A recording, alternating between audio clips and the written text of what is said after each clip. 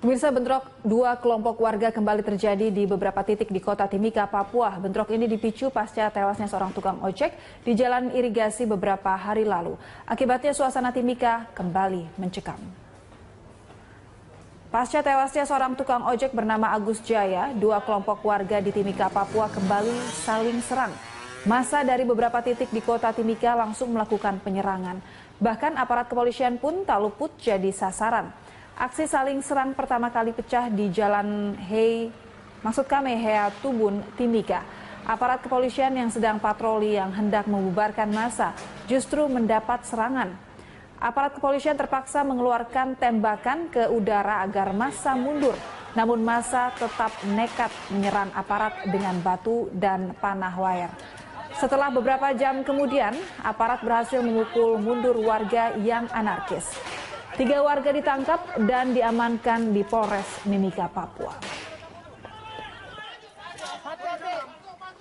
Hati-hati. Mobil maju. Mobil maju. Istana Kepresiden di Yogyakarta, Presiden Joko Widodo memperingati malam Isra Miraj bersama dengan ribuan santri Asrama Perguruan Islam Tegal Rejo, Kabupaten Magelang, Jawa Tengah pada Rabu malam. Ya, Presiden meminta santri harus siap menghadapi masyarakat ekonomi ASEAN.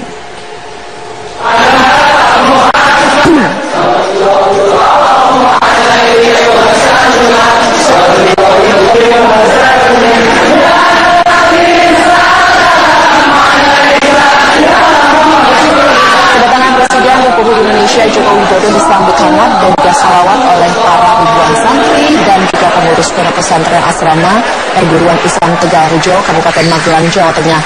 Dalam sambutannya, Presiden mengajak para santri untuk siap menghadapi masyarakat ekonomi ASEAN yang sudah dimulai sejak awal tahun 2017, supaya mampu bersaing dengan negara-negara lain, serta dapat memajukan perekonomian Indonesia. Di pondok pesantren asrama Perguruan Islam tersebut merupakan salah satu pondok pesantren dengan pembekalan entrepreneur untuk mempersiapkan para jebolan pesantren untuk siap dalam bidang usaha. Usai menyampaikan sambutan, Presiden juga menyempatkan tanya jawab dengan sejumlah santri dan memberikan hadiah sepeda.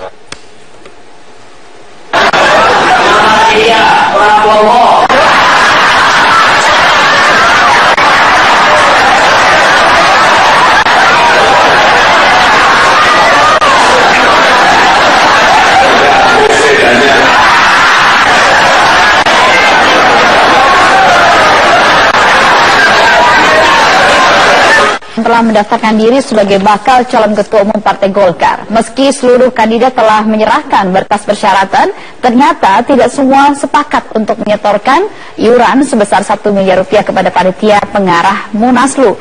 Egit Hapsari akan melaporkan informasi terkini dari kantor DPP Partai Golkar di Selipi, Jakarta Barat. Ya, Egit, siapa saja ke-7 kandidat yang telah mendaftar sejauh ini? Siapa yang kemudian akhirnya menyerahkan uang dan siapa yang kemudian akhirnya menolak untuk menyerahkan uang sebesar 1 miliar? Ya, betul sekali, Berita. Memang sejauh ini sudah ada 7 kandidat yang sudah secara resmi mendaftar sebagai bakal calon ketua umum Partai Golkar. Namun beberapa saat yang lalu, politisi Golkar Priyo Budi Santoso baru saja tiba di kantor DPP Partai Golkar di Bilangan Selipi, Jakarta Barat ini. Namun Priyo Budi Santoso belum menyerahkan berkas persyaratan sebagai bakal calon ketua umum Partai Golkar, sehingga belum bisa dikatakan resmi mendaftar atau masuk bursa bakal calon ketua umum Partai Golkar. Sehingga hingga saat ini, hingga pukul 10 malam sudah ada 7 kandidat yang terdaftar dalam bakal ketum Partai Golkar. Aziz Syamsuddin, kandidat pertama yang mendaftar pada hari Selasa lalu, dan 6 kandidat lainnya menyusul hari ini. Ada Mahyudin Setia Novanto, ada Komarudin, Syahrul Yassin Limpo, Erlangga Hartarto, dan juga Indra Bambang Utoyo. Namun sebagaimana kita ketahui, ada syarat berupa iuran sebesar 1 miliar rupiah yang harus diserahkan bakal calon ketua umum Golkar untuk bisa masuk ke dalam bursa bakal calon ketua umum Partai Golkar. Namun ternyata tidak semua bakal calon ketua umum menyetujui dan bersedia untuk menyetor dana sebesar 1 miliar rupiah tersebut. Terbukti dari 7 kandidat yang sudah resmi terdaftar, ada 2 diantaranya yang menolak untuk menggelontorkan dana untuk maju sebagai bakal calon ketua umum. 2 kandidat yang menolak ini adalah Syahrul Yassin Limpo dan juga juga Indra Bambang Utoyo. Dalam penjelasannya tadi, Syahrul Yassin Limpo menolak menggelontorkan uang 1 sen pun atau sepeser pun kepada panitia Munaslup untuk maju sebagai calon ketua umum karena ia mengaku akan menyumbangkan ideologi dan juga pemikiran sebagai bakal calon ketua umum Partai Golkar. Sedangkan Indra Bambang Utoyo tadi juga menolak untuk menyetorkan uang ini karena dalam visi misinya sendiri ia menyebutkan akan merubah Partai Golkar menjadi partai yang modern, transparan, dan juga bebas dari politik uang. Namun 5 kandidat bakal calon ketua umum lainnya ini ternyata sudah menyerahkan uang sebesar 1 miliar rupiah sebagai iuran kepada Munaslup. Ada di antaranya Setia Novanto, Aziz Syamsuddin, Mahyudin, dan juga Erlangga Hartarto. Uang sebesar 1 miliar ini diakui berasal dari dana pribadi dan juga iuran dari tim sukses masing-masing kandidat bakal calon. Rita. Git, kami mendapatkan informasi bahwa ada komite etik dari Golkar yang kemudian melakukan konsultasi dengan KPK berkaitan dengan penyerahan dana 1 miliar ini. Apa hasilnya sejauh ini?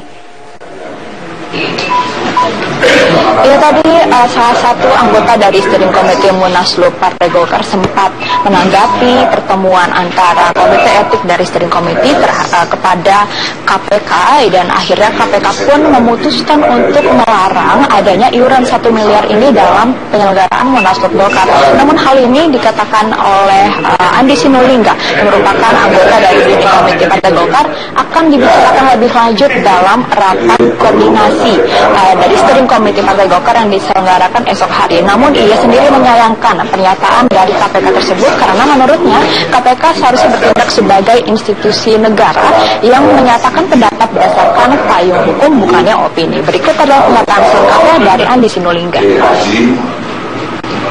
KPK sebagai lembaga hukum bicara bahwa apa yang dilakukan itu melanggar pasal ini, undang-undang ini, undang-undang itu.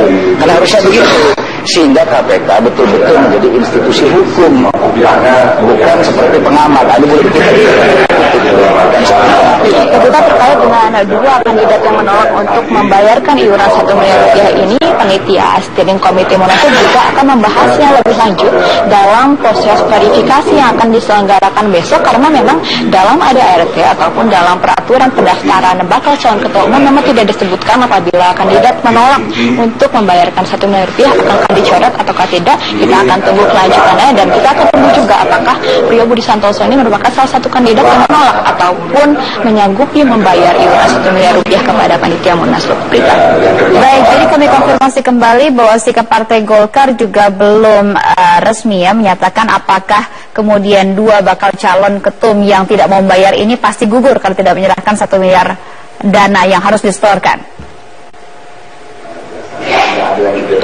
Iya, betul sekali, Prita. Kedua bakal calon yang menolak untuk menyetorkan dana sebesar 1 miliar rupiah ini akan kembali dibahas dalam rapat verifikasi, karena memang verifikasi akan langsung dilakukan 1 hari.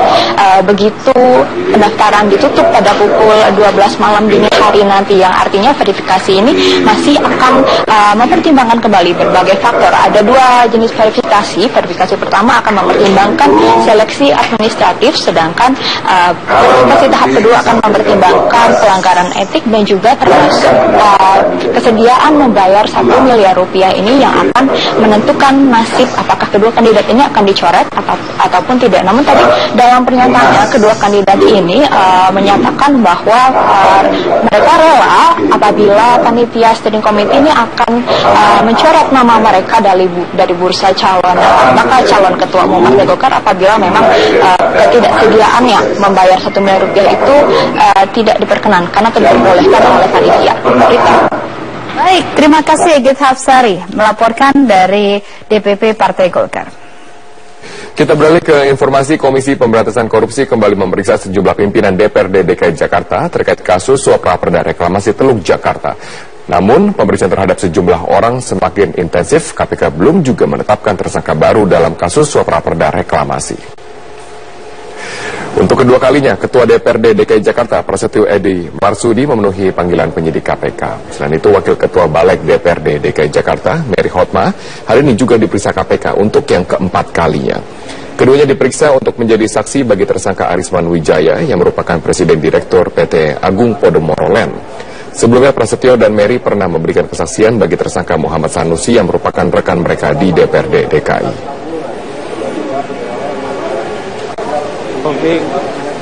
Selain Prasetyo dan Mary, Wakil Ketua DPRD DKI Jakarta yang juga Ketua Balegda M. Taufik mendatangi KPK meski tidak dijadwalkan dalam pemeriksaan.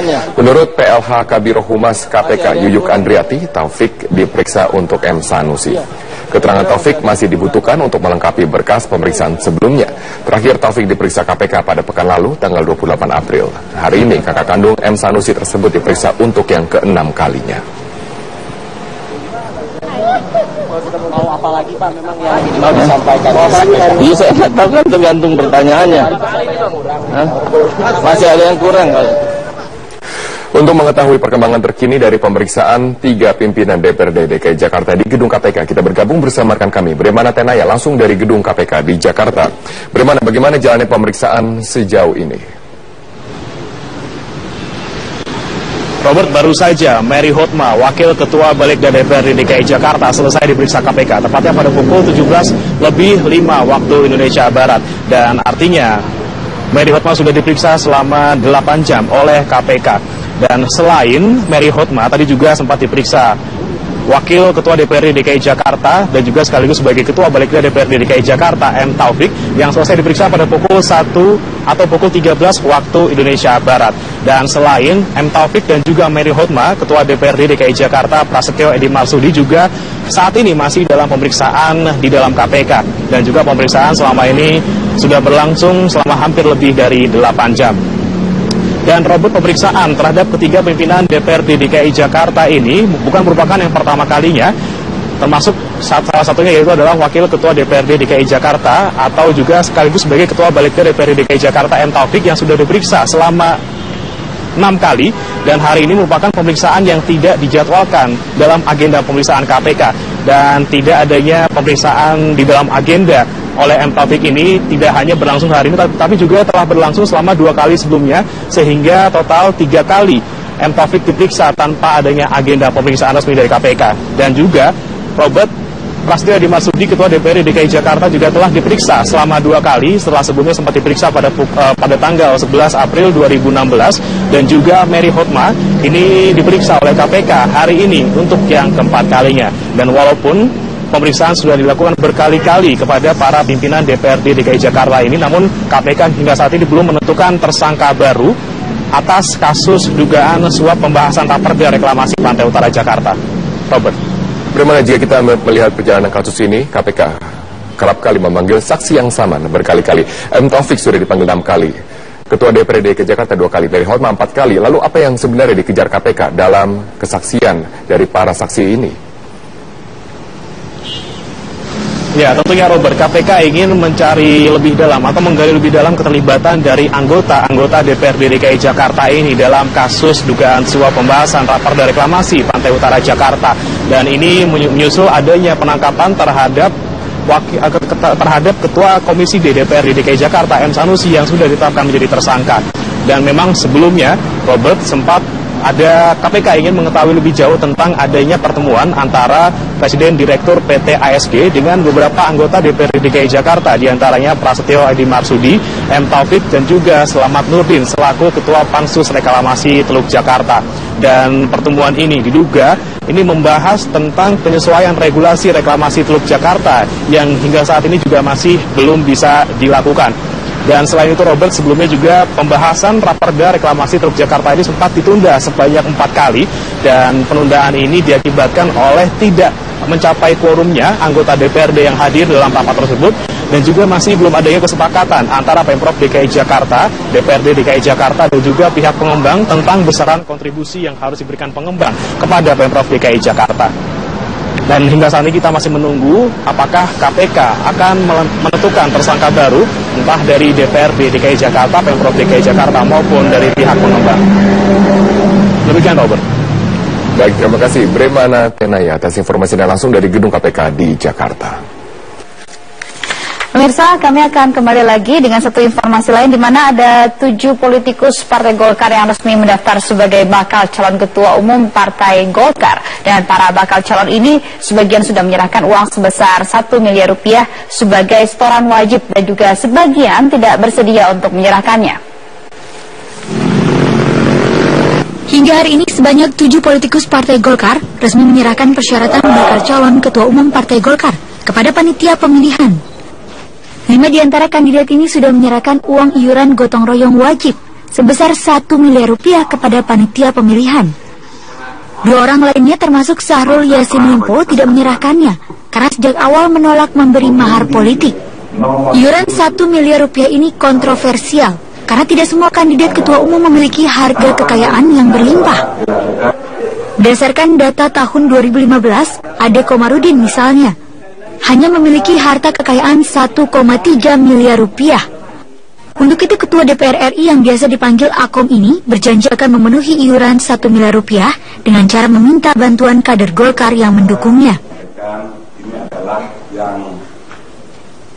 penerimaan pendaftaran sampai jam 24. Kami tidak mau ingkar dari keputusan partai, tetapi kami juga tidak mau melakukan sesuatu yang bertentangan dengan undang-undang di mana pihak berwenang soal ini yaitu KPK dan instansi lainnya bisa saja menetapkan lain, dan itu tentu disampaikan kepada DPR Partai Golkar, kepada panitia pengarah, dan kami pimpinan partai kepada panitia pengarah. Bagi calon lain, uang 1 miliar rupiah mungkin tidak masalah karena mereka memiliki harta kekayaan puluhan miliar. Setia Novanto memiliki harta kekayaan 73,3 miliar rupiah. Mahyudin NS memiliki harta 19,3 miliar rupiah. Aziz Samsudin memiliki harta 28,8 miliar rupiah. Dan Syahrul Yassin Limpo memiliki harta 8,8 miliar rupiah. Para kandidat ketua umum ini perlu ditelusuri rekam jejaknya sebagai pejabat negara. Kader Golkar yang mengklaim suara Golkar suara rakyat perlu mempertimbangkan rekam jejak Setia Novanto yang pernah lengser dari kursi Ketua DPR RI karena kasus papa minta saham. Termasuk juga mereka yang sudah beberapa kali diperiksa KPK tersangkut kasus korupsi, sekalipun berstatus sebagai saksi seperti Mahyudin. Termasuk juga yang tersangkut Panama Papers seperti Erlangga Hartanto. Tim Liputan Metro TV.